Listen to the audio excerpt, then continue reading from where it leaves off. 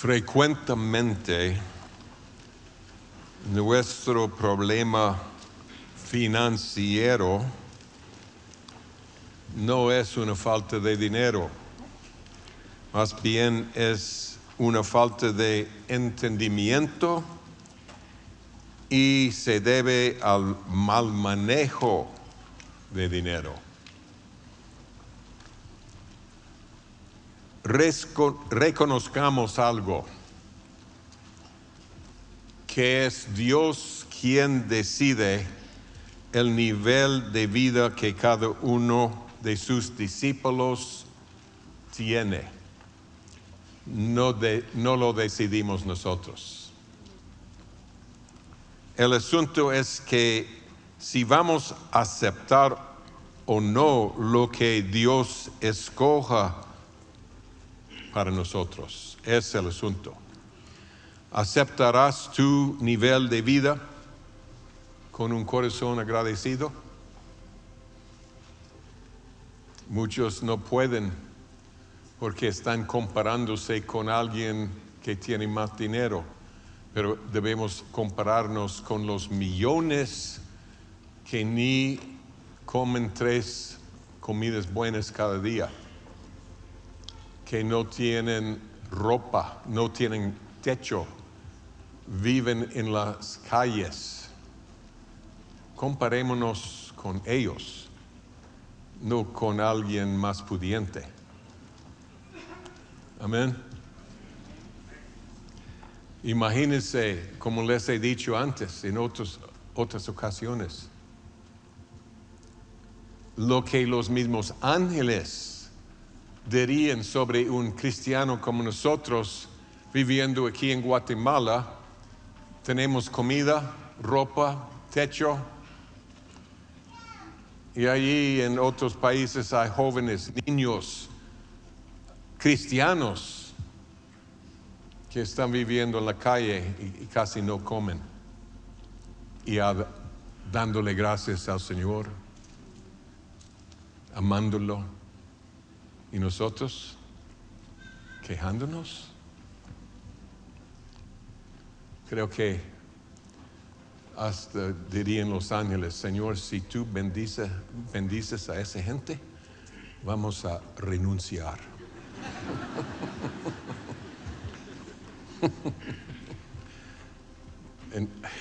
Creo que sería su actitud, su sentir.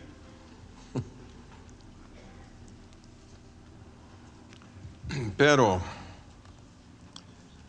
por otro lado, a veces nuestro nivel de vida depende de un mal manejo de dinero.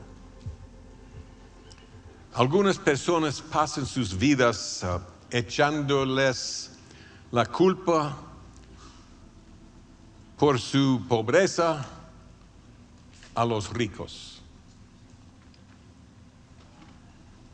Aquellos que lo hacen son ciegos, codiciosos y desagradecidos. Esto está sucediendo actualmente en los Estados Unidos, los disturbios que hacen los negros. Están echando la culpa a la gente blanca por su situación financiera.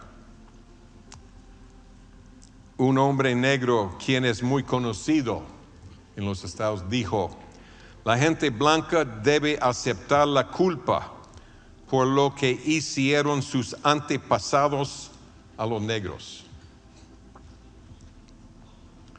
Están echando la culpa de su falta de dinero a gente que nunca ha tenido esclavos y ellos mismos nunca han sido esclavos.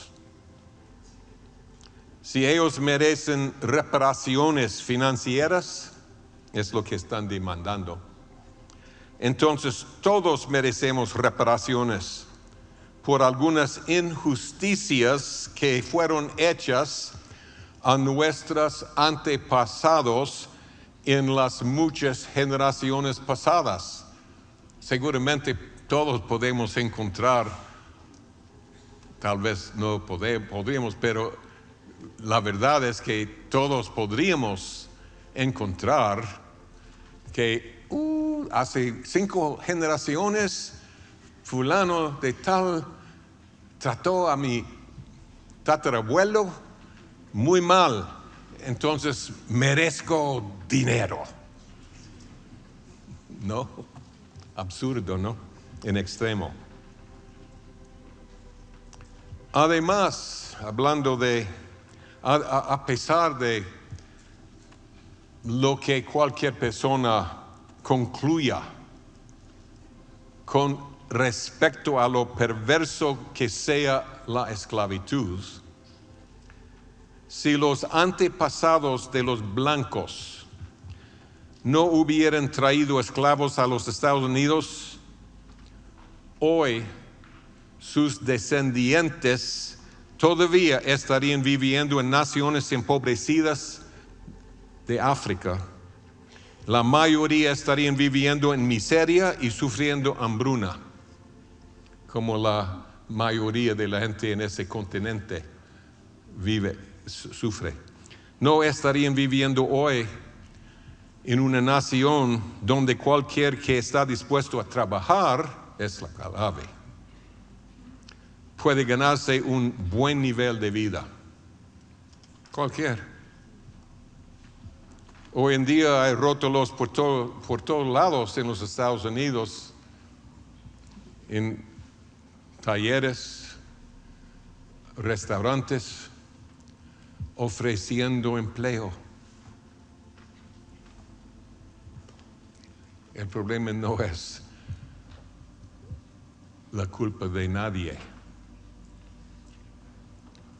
Además, hablando de la esclavitud que ha existido, ¿quiénes son los más grandes en el reino de Dios? Mateo 23:11, el que es el mayor de vosotros, sea vuestro siervo. Tanto en español como en inglés usan siervo. La palabra griega, esclavo. Que seamos esclavos de Cristo Jesús. Amén. Completamente dados a Él y a su voluntad. Vamos a ser sorprendidos en el cielo, porque los esclavos en los Estados Unidos hace 150 o más años, 175 tal vez, eran el pueblo, la gente más espiritual de todo el país.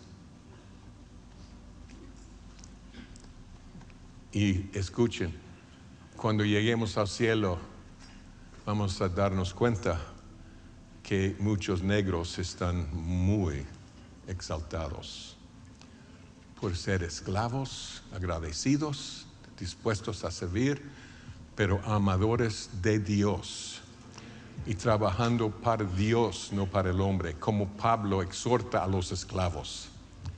Amén. Me di cuenta de algo. Hay 3 razas principales sobre la tierra porque había 3 hijos de Noé.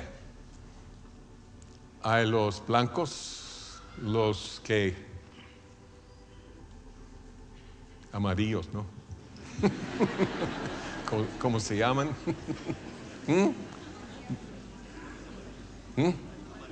Amarillos y negros. Cada maldición Dios la cambia en bendición. La Biblia lo dice si lo seguimos. Entonces, hablando de la historia, los negros podían encontrar la grandeza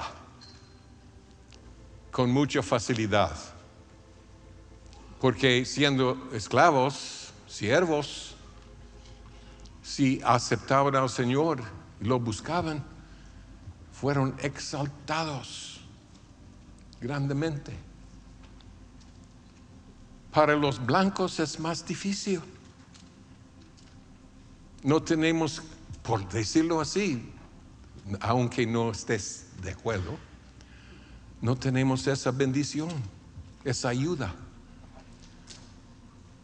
Nos cuesta ser siervos de siervos. Amén. Y a ustedes también. Sí. Entonces el Señor cambió su maldición en bendición. Si ellos estaban dispuestos a seguir al Señor. Y si uno no está dispuesto a seguir al Señor, no importa, blanco y amarillo o negro, va al infierno. Amén. Entonces no es tanta maldición si son seguidores de Cristo.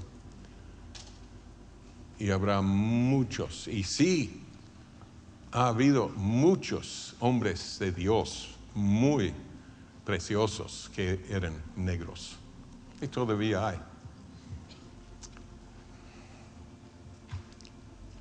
Qué lindo es el camino del Señor, amén. A pesar de lo que cualquiera concluya acerca de lo perverso que sea la esclavitud, los Estados Unidos hizo algo para corregir el error. Una de las razones por la guerra civil en los Estados Unidos fue para liberar a los esclavos. Y el país sacrificó a 620,000 hombres jóvenes para lograrlo. O sea, 2% de toda la población.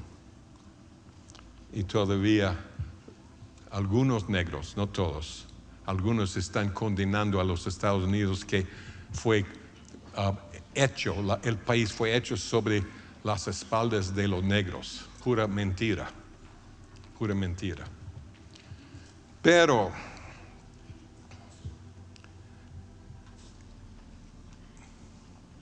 algo horrible ha sucedido en los Estados Unidos. Los gobernantes perversos en los Estados Unidos que han condenado el racismo contra los negros, ahora por años han fomentado el peor racismo de la historia del país.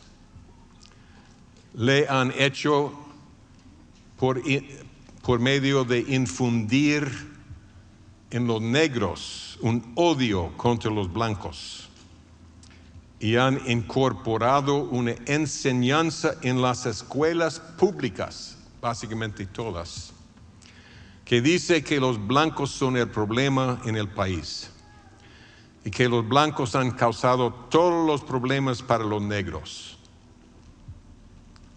Eso sí es el misterio de iniquidad. Ahora, yo crecí por muchos años en los Estados Unidos. Y yo tenía amigos que eran negros. Casi no había racismo en el país. Un poco más en el sur, pero no tanto. La verdad es que los blancos ni pensaban en la diferencia en los negros. No les importaba. No los odiaba. Sencillamente no pasaban por su mente. Muchos tenían amigos negros, obreros negros. Pero ahora uno puede ver el odio, literalmente, demoníaco en los ojos de muchos negros en los estados, solo apareciendo delante de ellos con odio. Yo trato de ayudarlos, hago cualquier cosa favorable que yo pueda hacer a cualquier, por ejemplo, mi forma de hablarles, o si tengo que hablarles, o si son siervos en un restaurante, darles una buena propina, para que sepan que los blancos no los odian. Porque ellos creen que los blancos los odian a ellos como ellos odian a los blancos. Eso sucedió empezando con el señor Obama. Él supuestamente iba a eliminar el racismo. Su meta era dividir el país. ¿Por qué? Porque los comunistas saben que la forma de conquistar es dividir. Y han dividido al país. Lo que han hecho es comprar personas claves con su dinero, literalmente. Lastimosamente hay muchos, blancos, negros y todos en medio, que están dispuestos a ser comprados, traicionando al país que les ha bendecido. Y es lo que ha sucedido. Hay muchos, tal vez no son comunistas en sus corazones, pero son comprados, han sido comprados. Y hacen, dicen, hablan lo que los comunistas quieren que sea expuesto. ¿Entienden? Es por eso hay ese currículum en las escuelas que dice que todo el problema son los blancos, que el país fue edificado sobre ustedes, los negros. Y está funcionando. Imagínense, y no quiero meterme en la política, pero imagínense la división que han causado en ese país. La señora Kamala, han oído de ella, ¿no? Y qué mala.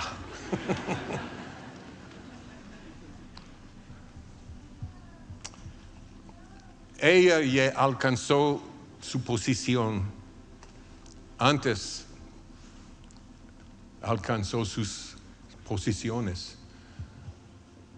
Y perdónenme, pero es la verdad, ya un libro fue escrito con hechos, datos, lugares, personas, ya, y todo el mundo lo sabe. Ella llegó a sus lugares por ser una ramera.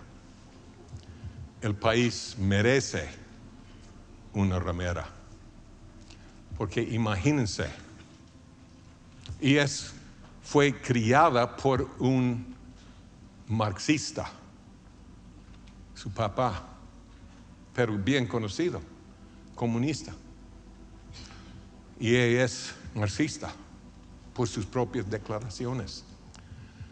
Pero imagínense el país tan dividido que ella, cuando se lanzó para la presidencia hace 4 años, ni alcanzó 1% del voto. Y ahora es la candidata asignada por los fuertes en lo que se llama el Estado profundo negro. Fueron ellos la escogieron, porque ella va a ser controlada por esa gente. Pero imagínense, con ese récord,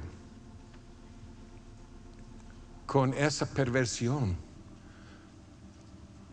diciendo por 4 años casi y haciendo lo que ella ha querido hacer con Biden, que no sabía lo que hacía. Entonces ella tenía más voz en los asuntos que él. El país está en casi ruinas.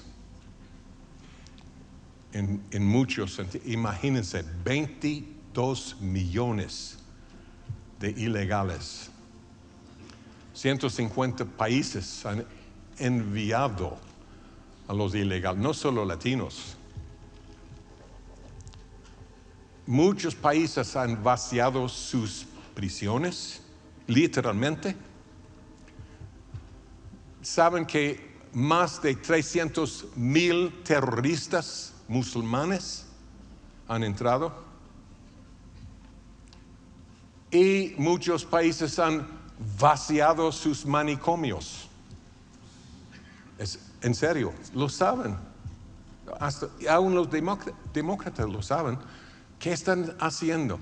Están tratando de arruinar el país y también quedarse con el poder, porque ellos exigían que cuando los ilegales cruzaban la frontera, que fueron registrados para votar.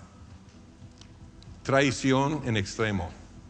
Ninguna persona que no sea ciudadano debiera votar. ¿Y ustedes en México, en Guatemala? Extranjeros no pueden votar. Entonces, lo que digo, ¿cómo es posible que casi 50% del país quiere votar por ella? ¡Qué división! La noche y la luz, el misterio de iniquidad, es un ejemplo de la condición no solo de los estados, sino del mundo. ¿Y por qué? El mundo siempre, la condición del mundo siempre es un reflejo de la condición de la iglesia.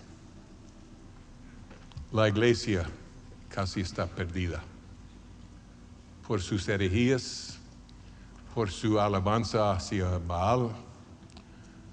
Es horrible y triste y no hay vida, pero eso va a cambiar pronto. Amén. La gloria de Dios será manifestada en esta tierra y los políticos van a desaparecer y Cristo va a tomar control aún antes de su venida física. Él tendrá control. Todos los enemigos serán puestos debajo de sus pies. Amén. Y entonces vendrá. Amén. Ahora, con respecto a nuestro nivel de vida, tengo un consejo. Que se sienten, o cada uno se siente a solas, ¿se dice? ¿O solo? Y si estás casado con tu pareja, y que saquen un cálculo, una lista de nuestros gastos o de sus gastos y una lista de los ingresos. Ahora, si no son más o menos iguales, si hay más gastos que ingresos, hay una sola solución: bajar el nivel de vida. Ay, no se puede. ¿No? Hay que hablar con alguien que vive en la calle.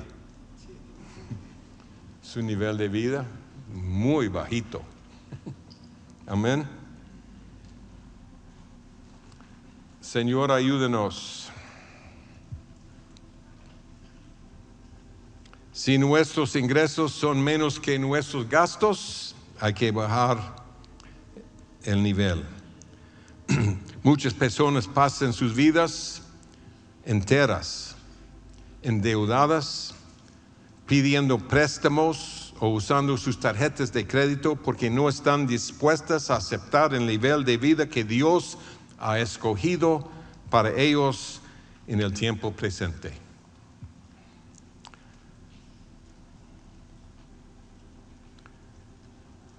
Y definitivamente, lo que algunos dirían, es posible bajar el nivel de vida. Amén.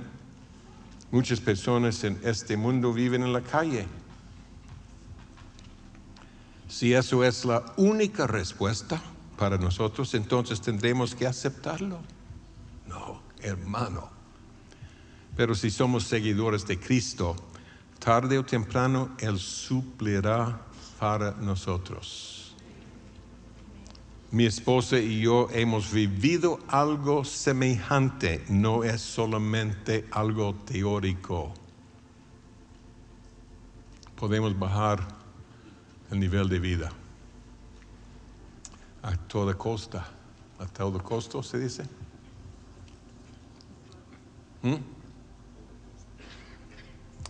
Sí, es la única opción. Y para la gran mayoría no es la única opción. Es cuestión de, primero, ser fieles con el dinero que tenemos. Segundo, es ser sabio con el dinero que tenemos. Amén. Dios con frecuencia escoge un nivel de vida más bajo de lo que quisiéramos tener. Y por varias razones. Quiero darles algunas. Él quiere saber si lo amamos a Él y a sus caminos más que las cosas del mundo. Quiere saber dónde está nuestro corazón. También el Señor lo hace porque las bendiciones financieras destruirían a muchos cristianos. Aquí, a muchos de nosotros. ¿Cómo sabemos esto? Primero, la Biblia lo hace claro. Proverbios 30, 8 a 9. Proverbios 30, 8 a 9. No me des pobreza ni riquezas. Manténme del pan necesario. No sea que me sacie y te niegue y diga, ¿quién es Jehová? O que siendo pobre hurte y blasfeme el nombre de mi Dios. Israel en el Antiguo Testamento es un ejemplo. Entraron a la tierra prometida con tanta prosperidad en todo sentido, pero financiera. 20 años más tarde, una ciudad en Benjamín, la tribu de Benjamín, estaba entregada a la homosexualidad. Inconcebible, pero es lo que sucede con la mayoría de personas cuando la bendición viene. Hace años le pregunté a un pastor que llegó a ser la cabeza de su organización. Le pregunté, hermano, ¿qué harías tú si tuvieras $1 millón? Sus palabras textuales en inglés, pero en español traducidas. Me destruiría. Lo admitió. Sabiamente. Conocía algo de su corazón. Ahora, hay otra razón por la que Dios permite que nuestro nivel de vida está más bajo de lo que nos agradaría. Es que quiere Dios que permitamos que Él trate con nosotros para que lleguemos a conocerlo personalmente como Jehová Jireh, el proveedor. Y es muy posible que tengamos que someternos a la cautividad primero para que lleguemos a conocerlo. Mi esposa y yo lo hemos vivido. Otra vez no es teórico. Cuando llegamos a las Filipinas como misioneros, viviendo entre la selva y el mar, con indígenas atrás que solo usaban taparrabos y nunca habían visto a un hombre blanco, a una persona blanca. Teníamos un apoyo precioso del cuerpo de Cristo. Recibimos nosotros con 4 hijitos $80 por mes. Y después de 2 años habíamos ahorrado lo suficiente para pagar un viaje de nuestro lugar hasta Manila. Pero el Señor nos dijo, después de 2 años, que quería que regresáramos a los Estados Unidos. ¿Cómo? Él quería que conociéramos a Jehová Jireh. Entonces, obedecimos.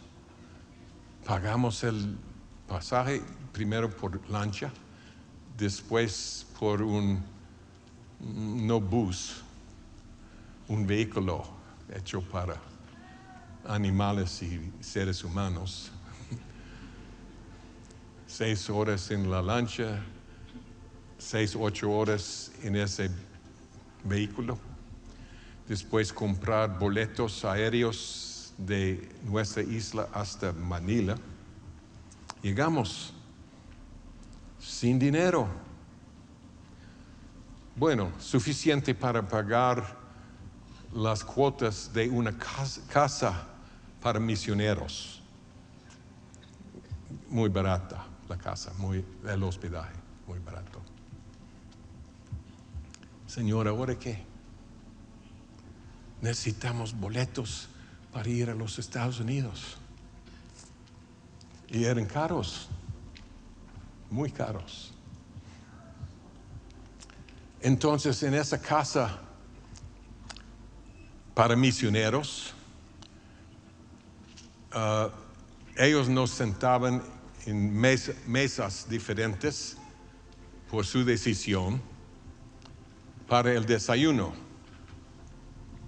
Entonces, la próxima mañana nos levantamos, bajamos y nos dimos cuenta de que estábamos sentados con una viejita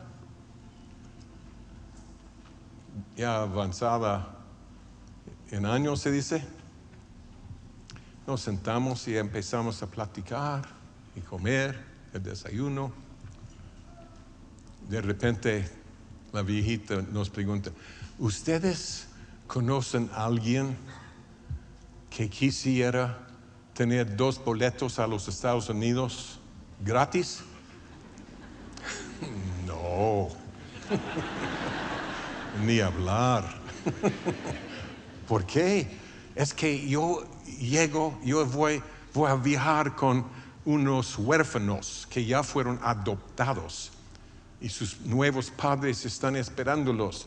Pero yo no puedo supervisar a todos estos huérfanos solita. Entonces necesito ayuda de 2 adultos. Creo que podemos ayudarte cuando quieres salir. En el mismo día, mi hermano me llamó de los Estados Unidos y acuérdense, les vendí el negocio a mis hermanos, muy próspero, pero nunca les pedí ni un centavito. porque no quiero ser limosnero espiritual. Me llamó y me dice, acabo de poner esta cantidad de dinero en tu cuenta. ¿De veras? Sí. Sentía que debería o debía de serlo. Exactamente lo que necesitamos por los demás boletos. Para los demás boletos. ¿Cómo es Jehová Jireh? Amén. También ustedes recuerden cuando mi esposa quería apenas llegábamos al instituto ministerial y no había becas en ese instituto. Tenemos como la mitad de los alumnos becados en el IMH, pero no había nada. ¿Beca? ¿Qué es una beca? Todos pagaban todito.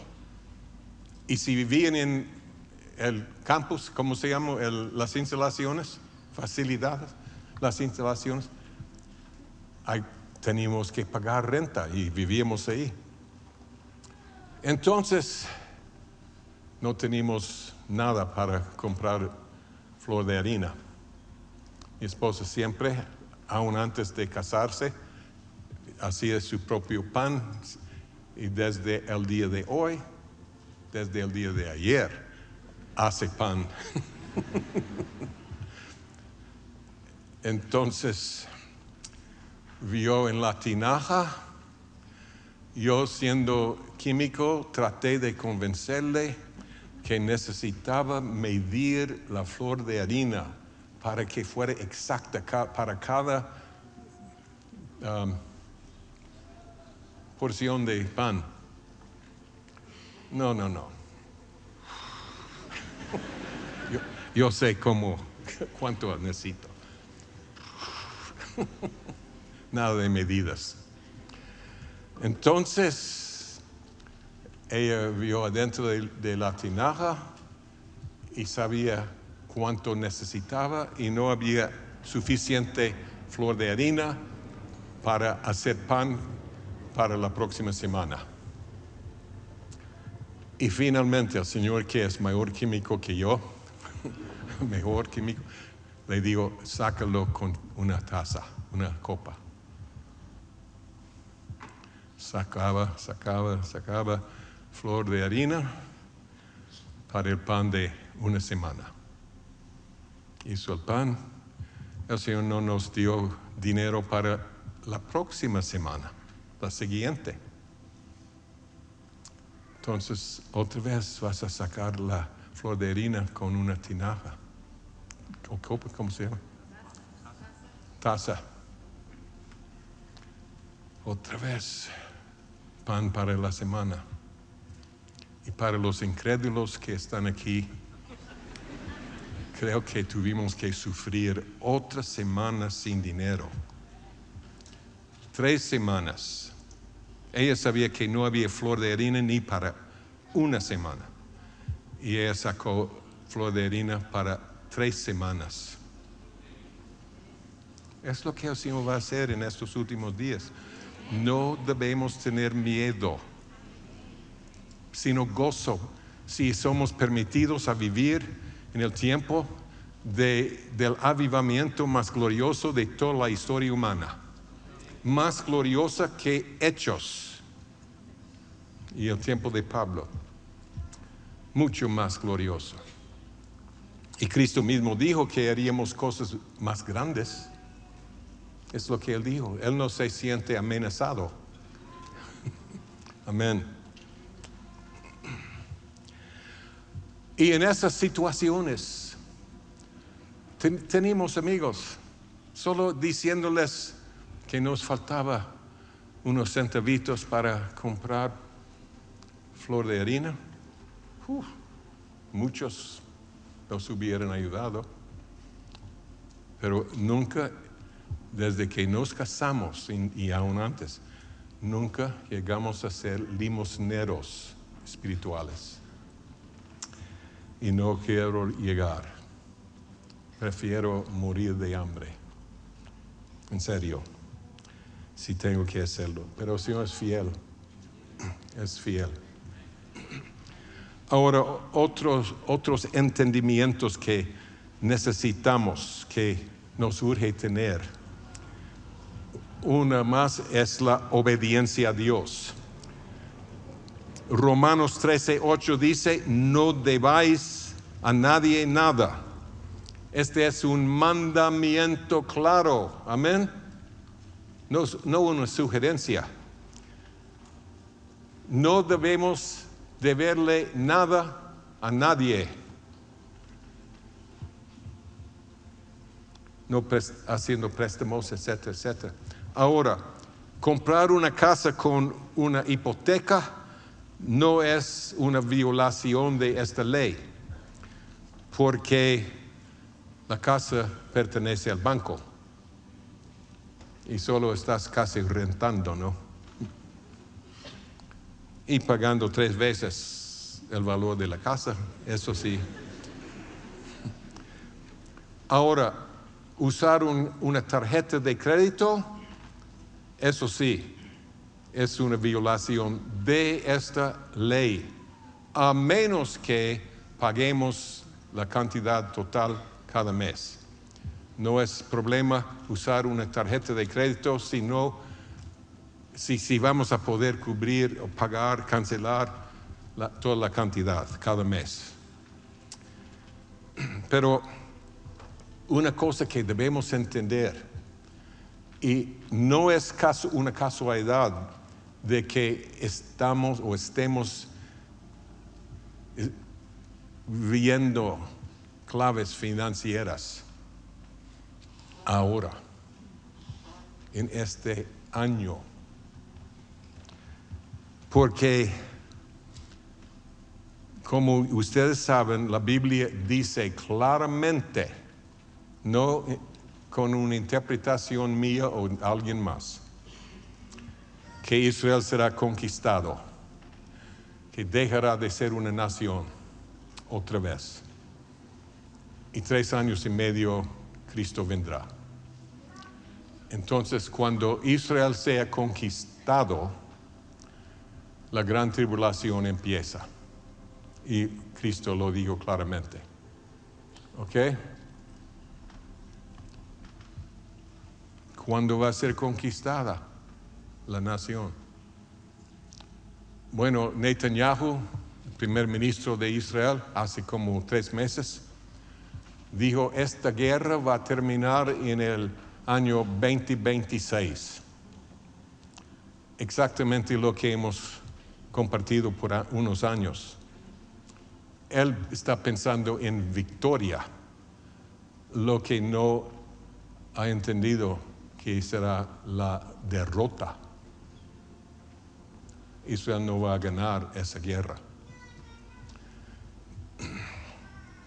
Les he dicho que es fácil hacer la bomba atómica. Hace unos meses Irán admitió que ya tienen la bomba. Y hace unos 3-4 días, el jefe, la cabeza de Irán, admitió que están cambiando su postura sobre el uso de bombas atómicas contra Israel.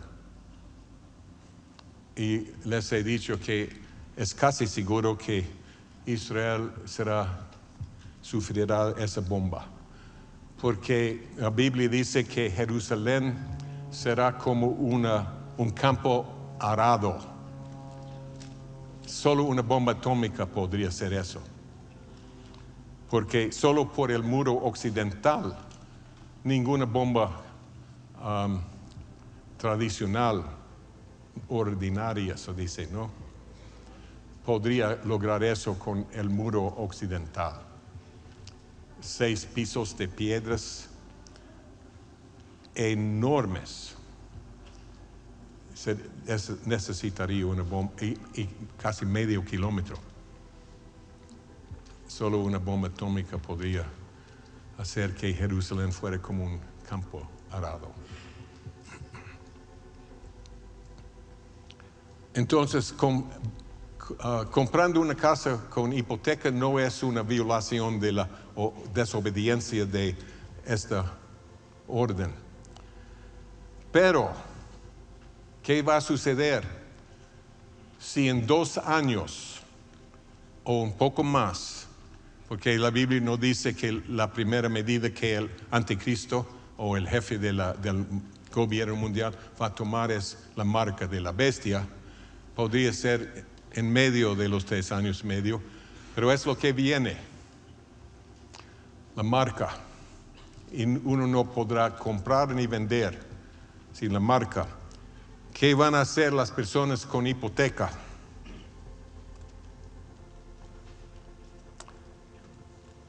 No sé, pero parece ser que no será posible pagar la hipoteca sin la marca. Entonces sería recibir la marca o perder la casa.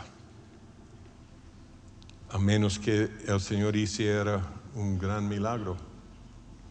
Entonces debemos pensar en eso ya y ver si podemos tomar medidas.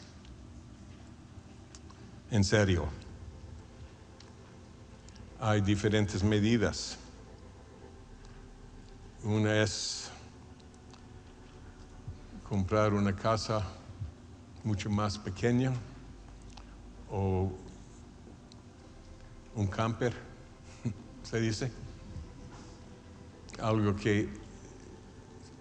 de que somos los dueños, pero hay que orar. Es lo que quiero decirles, hay que orar. Señor, muéstranos las medidas que nosotros debemos tomar a la luz del día en que vivimos. Algunos tal vez, yo sé que algunos están diciendo, bueno, el hermano Marvin se equivocó antes sobre el año 2000. Es muy probable que ya se haya equivocado otra vez. Bueno, en primer lugar, no son mis ideas. Estoy basando todo sobre escrituras claras. Y en la victoria final, el libro, todo está igual, menos una sola cosita, cosa grande. Es mover los 3 años y medio hacia adelante por 30 años y todo lo demás igual. Y sí, el Antiguo Testamento empezó con una demora de 30 años. ¿Cuántos saben eso? ¿No? Rapidito se lo digo. El Señor le dijo a Abraham que sus descendientes iban a pasar 400 años en una tierra extraña. Se dice, ¿no? Extranjera. Y que iban a ser librados. Ahora, Israel lo sabía. Ellos ya tenían gente de fe.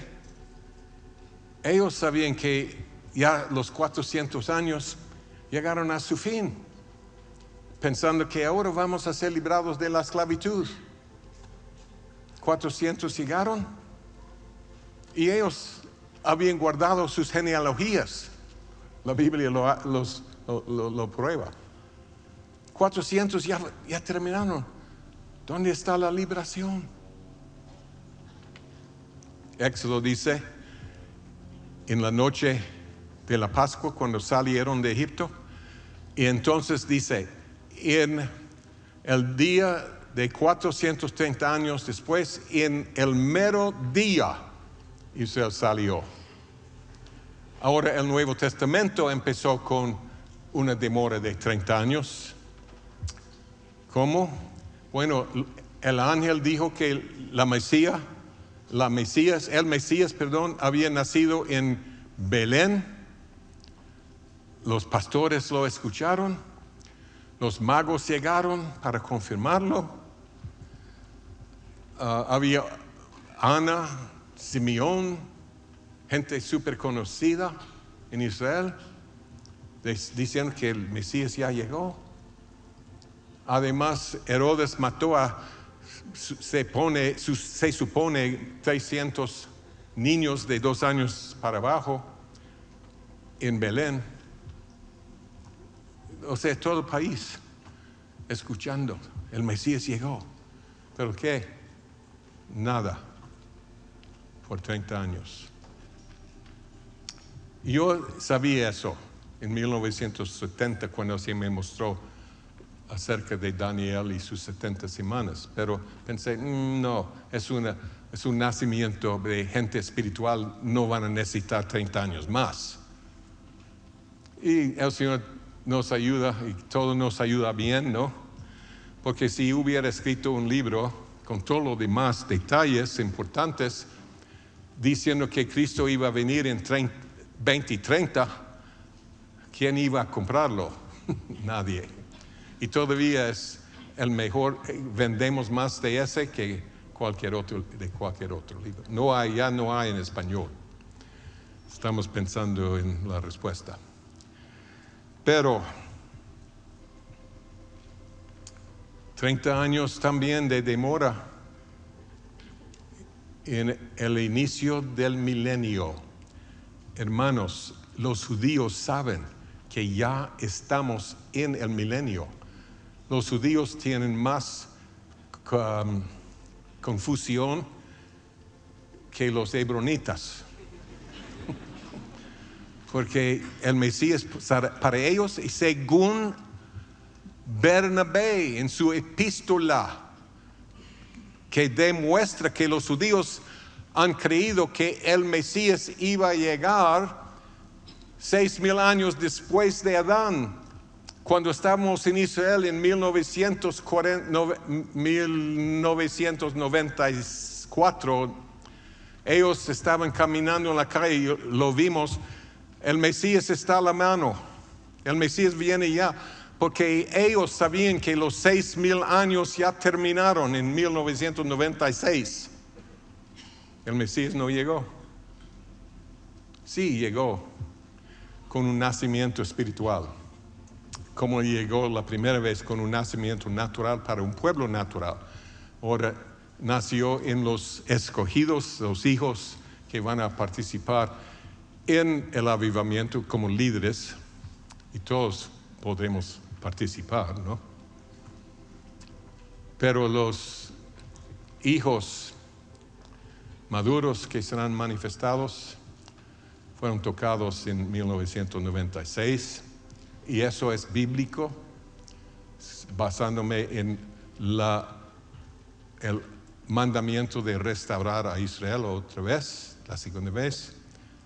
Entonces no hay duda, estamos en los primeros 30 años del milenio, y la gloria viene con la destrucción de Israel, porque el Señor va a tratar con su pueblo y solo un remanente pequeño será rescatados. Amén. Ahora, algunas personas cristianos viven constantemente en desobediencia a Romanos 13:8, que no debemos nada a nadie. Ellos usan sus tarjetas y préstamos y esto y lo otro para evitar un bajón en el nivel de vida. Mi esposa y yo y es un testimonio personal, mi esposa y yo hemos vivido con deudas durante un periodo de 3 años de nuestros 59 años de matrimonio. Y en un caso fue por un negocio que el Señor canceló. Y no tener deudas es una libertad maravillosa, libertad de ataduras y temores. Amén.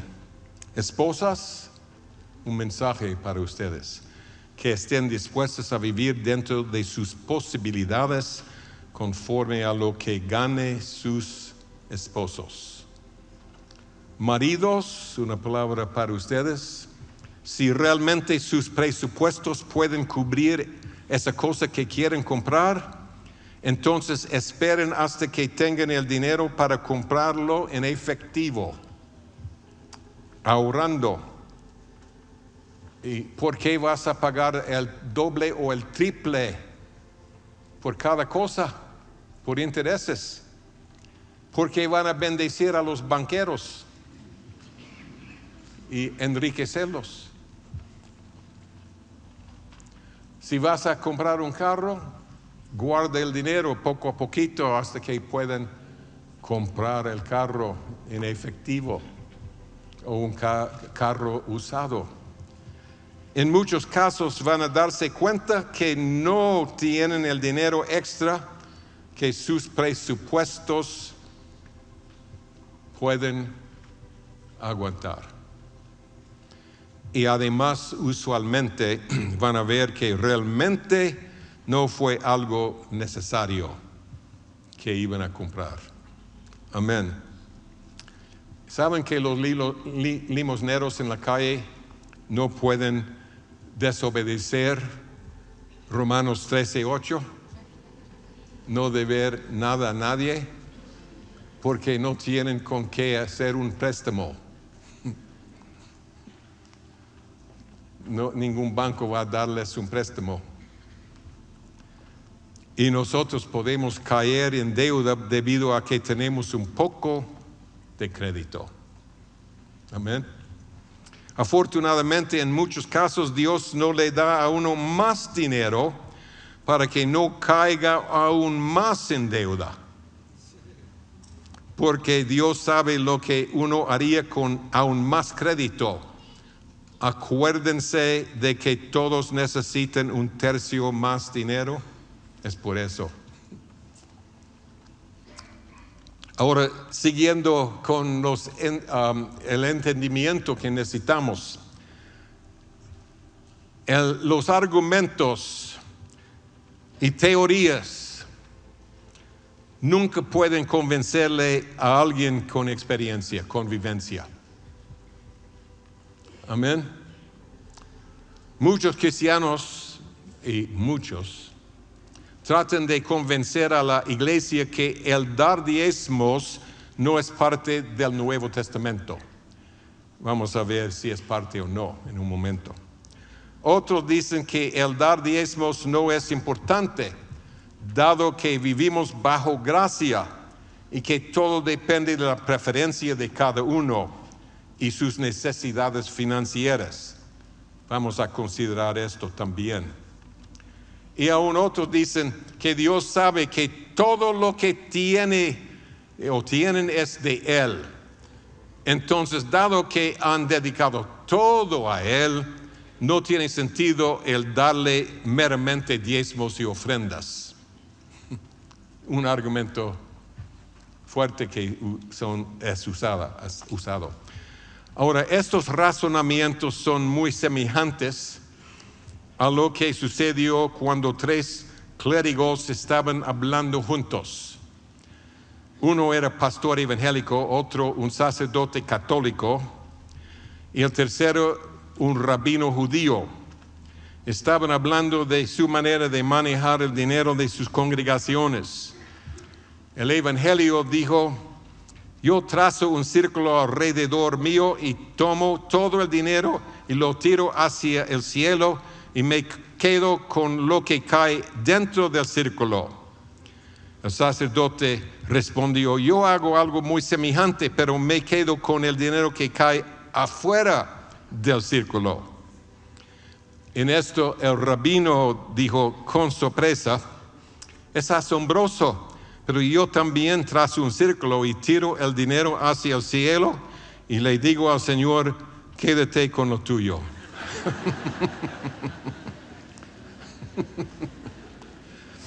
Es muy astuto decir que no le doy diezmos y ofrendas al Señor porque ya sabe que todo lo que tengo es suyo.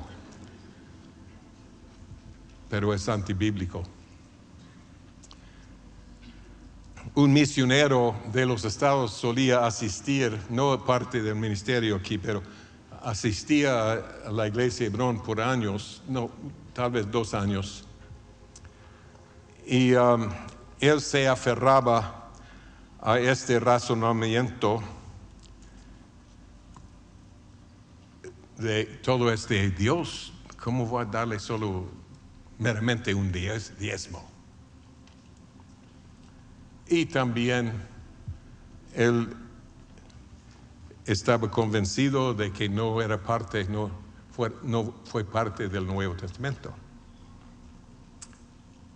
Juntamente con todos sus argumentos, tenía un gran problema.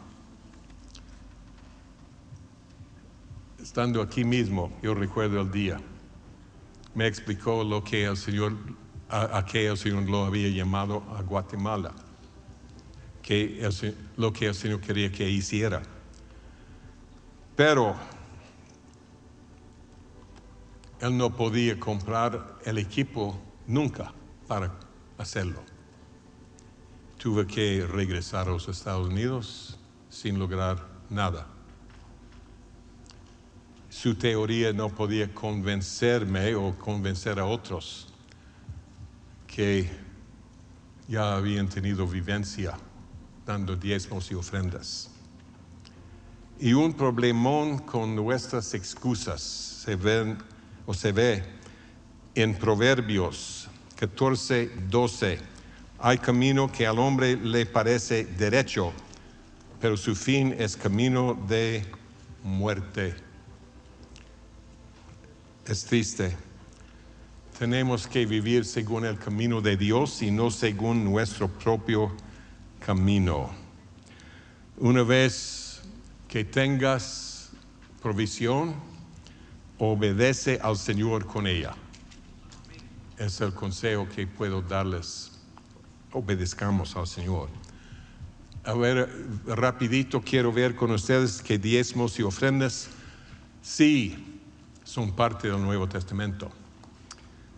Lo vemos por medio de las palabras de Cristo en el Nuevo Testamento, Mateo 23:23.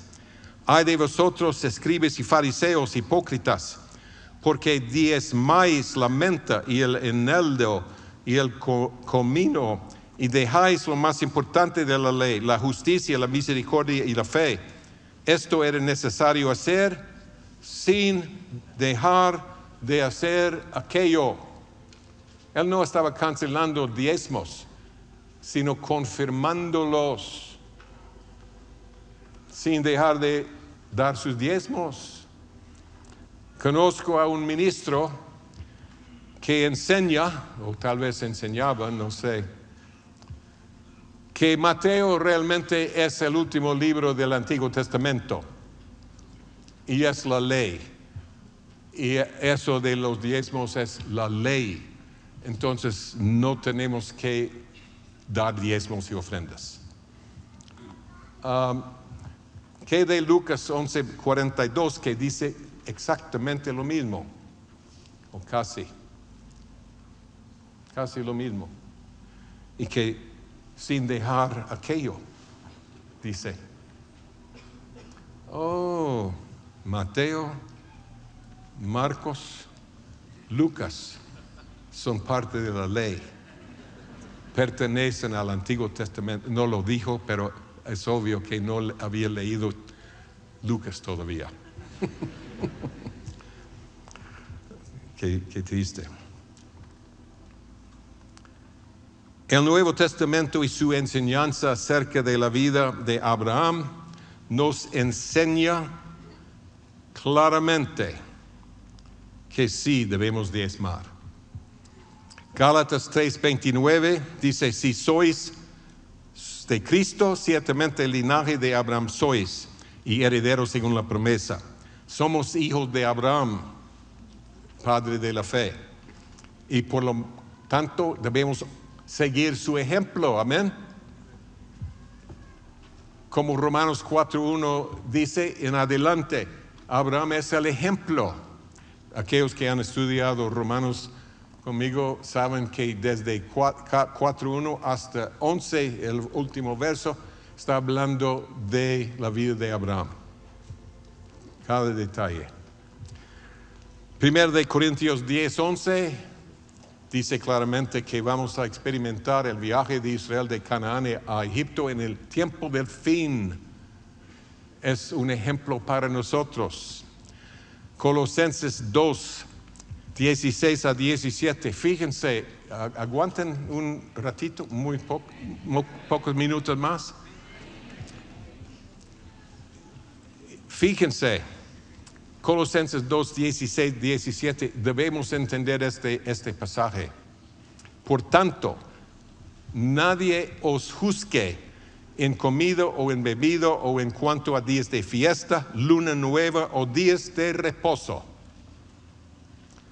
Todo lo cual, escuchen, la iglesia de hoy dice, lo rechazamos, la ley, ya no vivimos bajo la ley. Pablo dice, todo lo cual, toda la ley es sombra de lo que ha de venir, no que vino, sombra de lo que ha de venir, pero el cuerpo es de Cristo, es el cuerpo de Cristo de que está hablando. ¿Estás parte del cuerpo de Cristo? ¿Un miembro?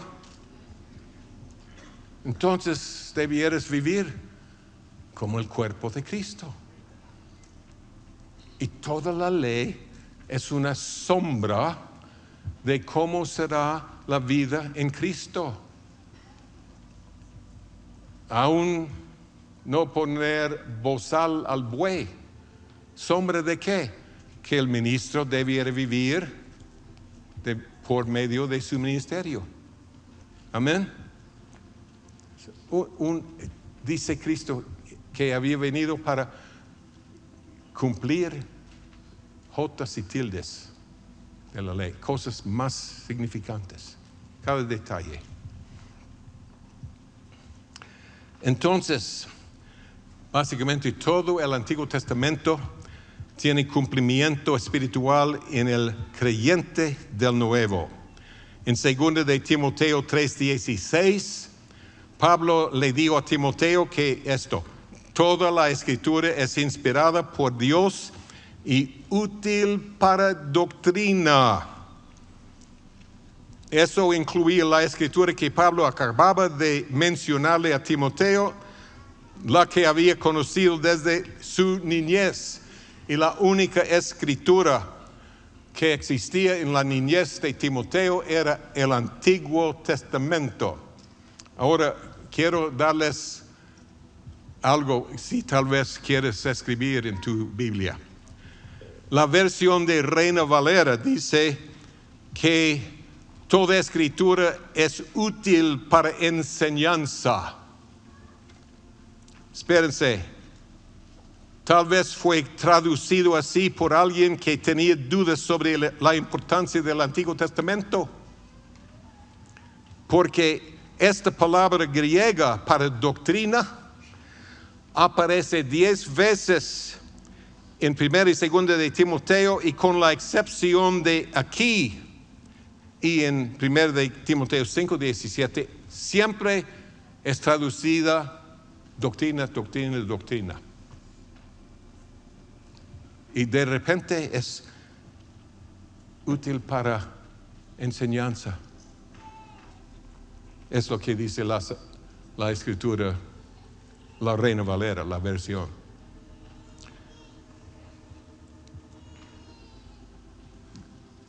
¿Por qué no vamos a seguir traduciendo esa palabra como doctrina? Y 4 versos más tarde, en 2 de Timoteo 4:3, la palabra es otra vez doctrina. ¿Por qué solo aquí es útil para enseñanza? ¿Qué quiere decir eso? Bueno, ustedes han oído de la historia del, ¿cómo se llama? Conejo y tortuga. Hay una buena moraleja. Y podemos sacar moralejas del Antiguo Testamento. Doctrina no. Solo moralejas. Y es lo que creen. Sí, hay una historia Y la moraleja es no la doctrina. No tenemos que vivir así. No estamos bajo la ley, bajo gracia. Ya el año pasado vimos ya que la ley, o sea, estar bajo la gracia, la norma es más alta, no más baja, según la Biblia. Entonces, dejémoslo como doctrina. El Antiguo Testamento, las escrituras de la niñez de Timoteo son útiles para doctrina. Y sin leer y estudiar y entender el Antiguo Testamento, no tendremos la doctrina correcta en el Nuevo Testamento. Imposible. Amén. Entonces, una cosita más. En Génesis 14, Melquisedec sirvió a Abraham pan y vino después de que Abraham ganó la batalla contra los reyes de Babilonia y Asiria.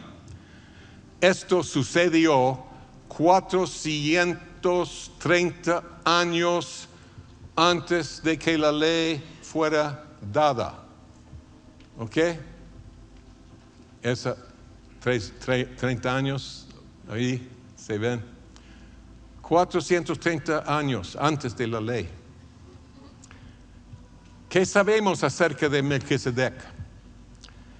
Hebreos 5, 6 y 10 dice, hablando de Cristo, dice, como también dice en otro lugar, tú eres sacerdote para siempre según el orden de Melquisedec. Y verso 10, y fue declarado por Dios sumo sacerdote según el orden de Melquisedec.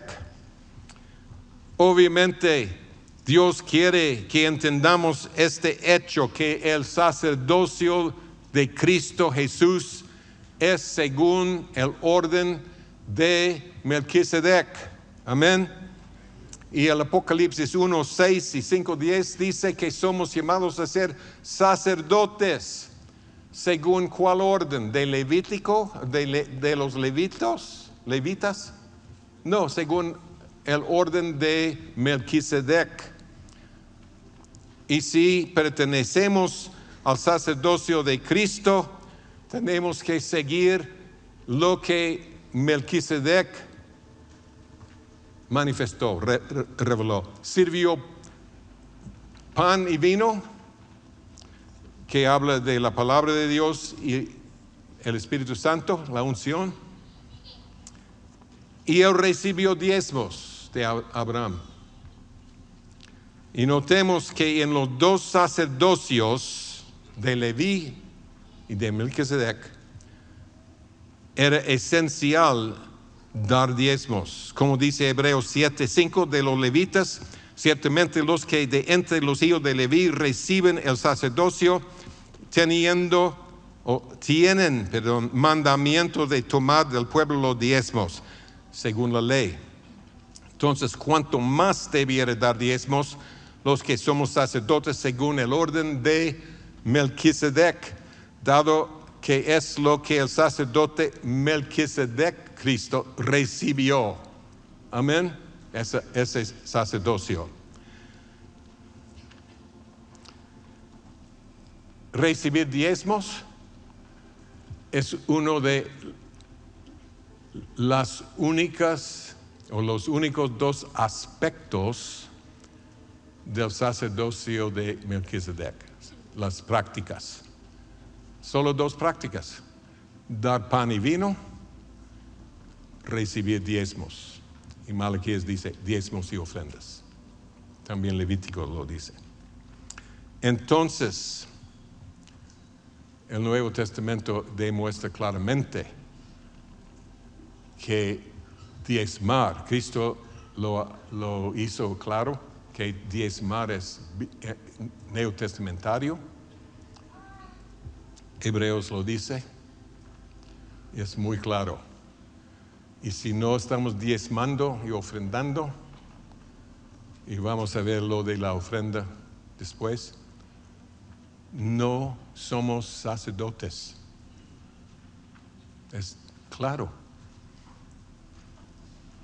No somos parte del sacerdocio de Cristo si no estamos diezmando. No importa cuál sea nuestro argumento, creencia, es parte, la segunda parte de las únicas dos partes del sacerdocio es diezmar. Amén. Amén. Que el Señor los bendiga y con la ayuda del Señor nos veremos mañana para sufrir más.